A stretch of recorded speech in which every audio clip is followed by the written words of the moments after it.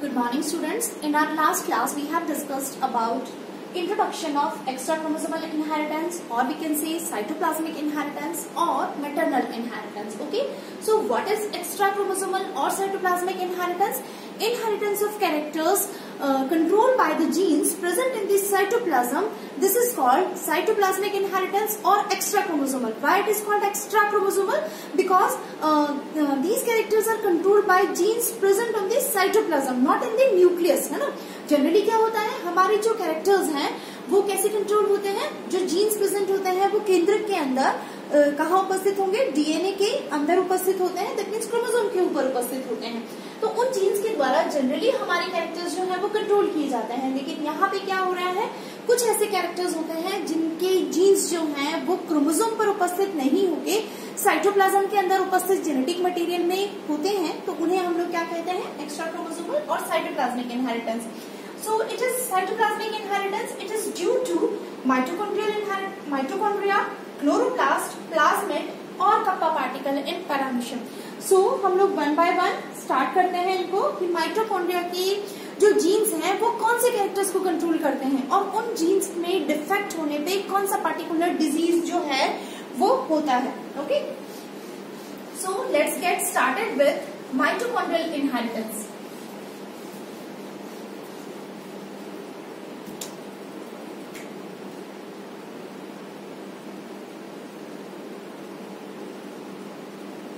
Mitochondrial inheritance.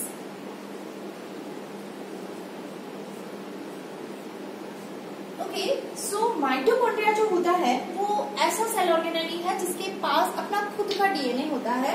और वो जो डीएनए है वो कैसा होता है? It is we can say mitochondrial DNA. हम शॉर्ट में लिखेंगे MT. That means it denote mitochondria. तो माइटोकॉन्ड्रियल डीएनए जो है it is double standard circular DNA.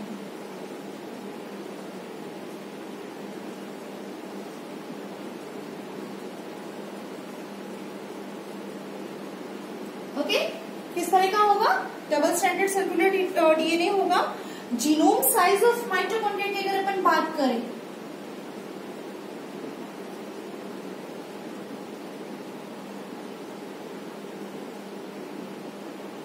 Animals में बात अगर करें, it range from 15 kb to 100 kb in animals.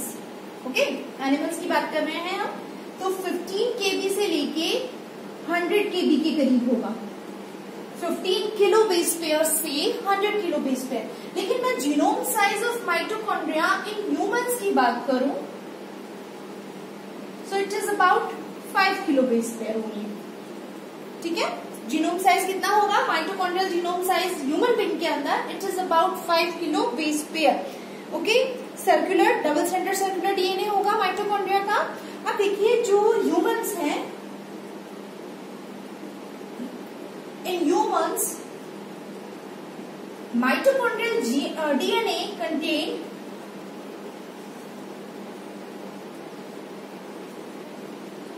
contains about 37 genes. How many genes? It contains about 37 genes. What is genes? Fragment of DNA which is responsible for a particular character. It is also known as Mendelian factor. Okay? So 37 genes जो है human being के अंदर वो उपस्थित होते हैं mitochondrial DNA में.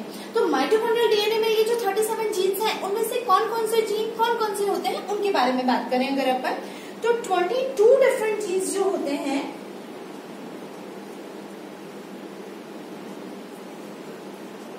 for 22 different tRNA. What is tRNA? Transfer RNA. So 22 genes जो होंगे, out of these 37 genes, they are responsible for 22 different type of transfer RNA or tRNA, and 2 genes for rRNA. Clear? And then 13 genes for 13 genes for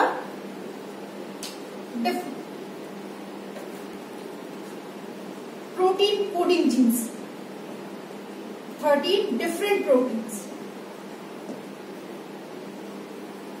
okay अब आपको देखिए कि जो हमारा mitochondria था, mitochondria के अंदर अलग अलग जो है बायोसिंथेटिक पाथवे जो है, उसमें से बायोकेमिकल पाथवे कौन कौन से हो रहे थे।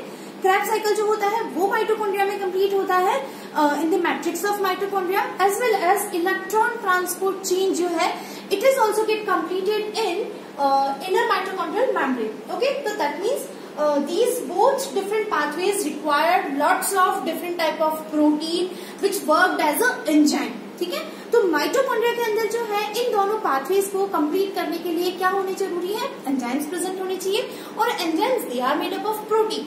तो दैट मीन्स जो 13 प्रोटीन्स हैं they must be of different type of enzyme. ये कोई ना कोई एंजाइम होगा, लेकिन फिर भी ये जो 13 प्रोटीन्स हैं it is they are not sufficient. तो अदर जो प्रोटीन्स हैं उनके जीन्स जो होंगे वो कहाँ प्रेजेंट होंगे, उस सेल के न्यूक्लियस के अंदर जो क्रोमोसोम है उनके ऊपर उपस्थित होंगे. क्लियर. तो कुछ जो प्रोटीन है जिनके एंजाइम्स जो हमें चाहिए होते हैं क्रेब्स साइकिल को कंप्लीट करने के लिए या इलेक्ट्रॉन ट्रांसपोर्ट चेन को कंप्लीट करने के लिए, तो उनके खुद के जीन्स जो माइटोकॉन्ड्रिया के पास उपस्थित है, कुछ तो उनके पास उपस्थित है जिससे वो protein 30 different type of protein बना लेंगे. लेकिन बचे हुए जो प्रोटीन्स हैं उनके लिए माइटोकॉन्ड्रिया को किस पे डिपेंड करना पड़ेगा, वो डिपेंड करना पड़ेगा उनको न्यूक्लियस के अंदर उपस्थित क्रोमोसोम्स पर. वहां से उन जीन्स का ट्रांसक्रिप्शन होगा, ट्रांसक्रिप्शन होने के बाद एमआरएनए का निर्माण होगा और ट्रांसलेशन होगा जिससे प्रोटीन का निर्माण होगा, एंड देन वो फाइनली वो प्रोटीन जो है वो माइटोकॉन्ड्रिया को भेज दिया जाएगा. क्लियर. तो ह्यूमन बीइंग के अंदर माइटोकॉन्ड्रियल डीएनए में 37 जीन्स होते हैं, and out of these 37 genes 22 different type of gene, they code 22 different type of tRNA, 2 genes for rRNA and 13 genes for different 13 proteins. Okay.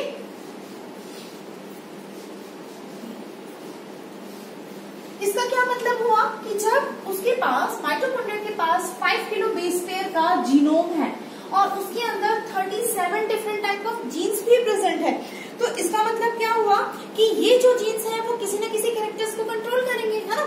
तो जो वो कैरेक्टर कंट्रोल करते हैं, या यूं कहूं कि इन जीन के अंदर अगर डिफेक्ट हो जाता है तो किस तरह से कैरेक्टर के अंदर बदलाव आता है, क्या ऐसे परिवर्तन होते हैं जिसकी वजह से कोई पैथोलॉजिकल कंडीशन जो है वो डेवलप हो जाती है.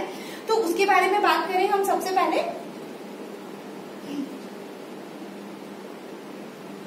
Example of mitochondrial inheritance defect, है ना. Example of mitochondrial inheritance defects. सबसे पहला एग्जाम्पल जो होता है it is LON, which is also known as Leber's optic neuropathy. Second is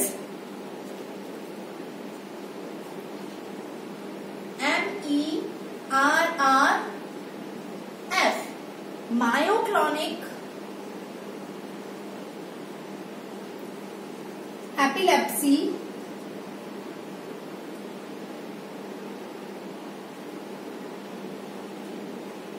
red fiber disease. Third is KSS, which is known as Case-Sydre syndrome.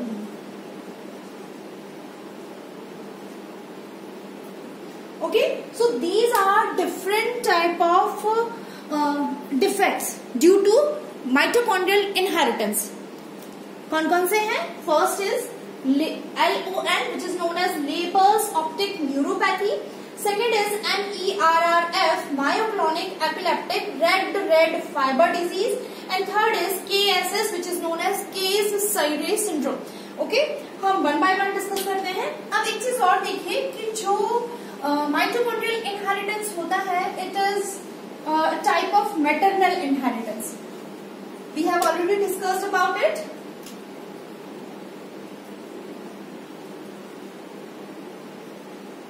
Mitochondrial inheritance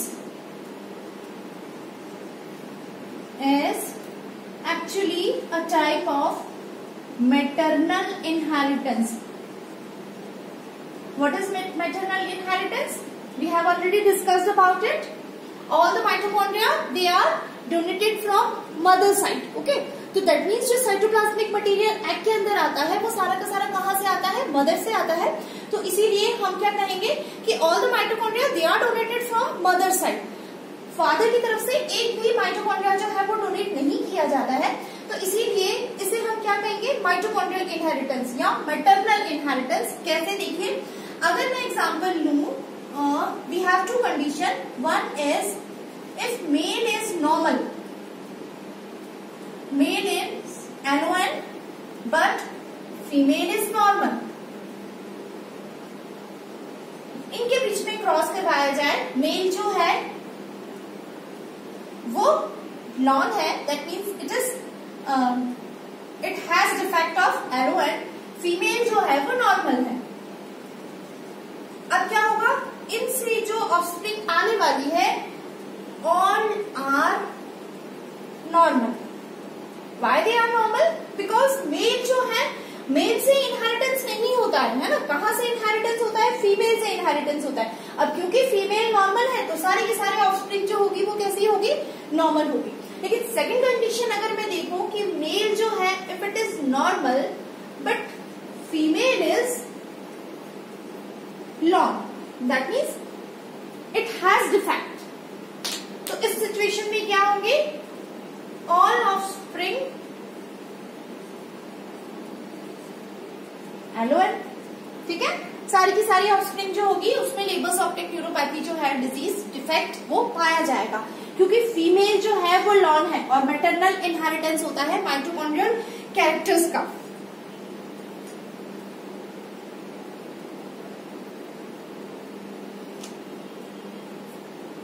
ठीक है, second disease जो है वो कहलाएगा मायोक्रोनिक epilepsy, red fibre disease.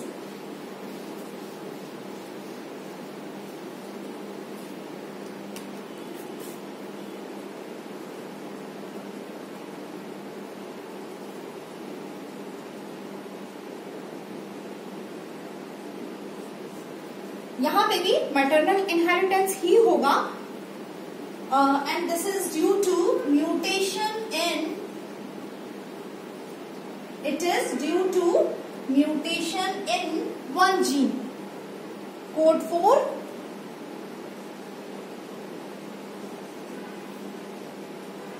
cytochrome oxidase.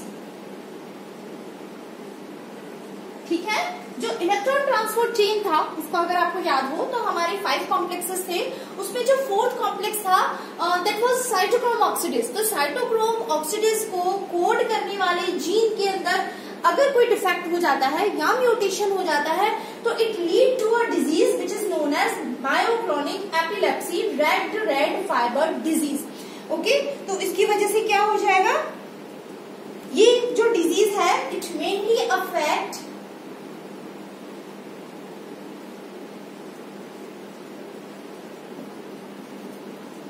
nervous system as well as muscles. ठीक है, दोनों को अफेक्ट करेगा बिकॉज एनर्जी प्रोडक्शन जो है साइटोक्रोम ऑक्सीडेज जो है वो क्या कर रहा था?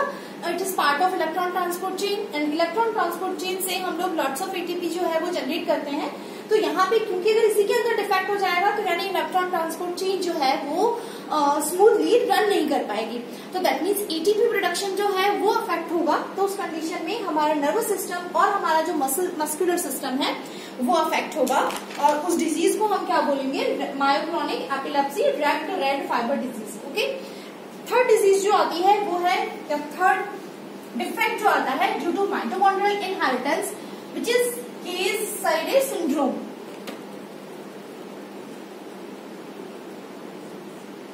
ओके, केस-साइडे सिंड्रोम जो है it is due to it is also due to mutation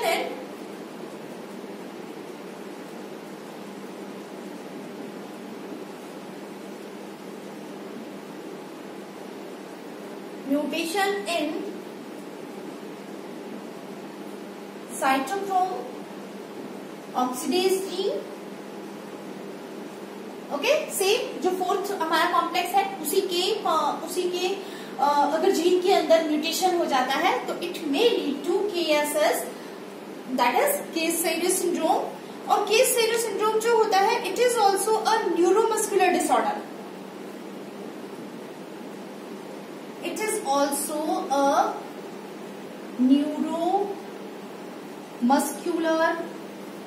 disorder. Generally, it affect vision.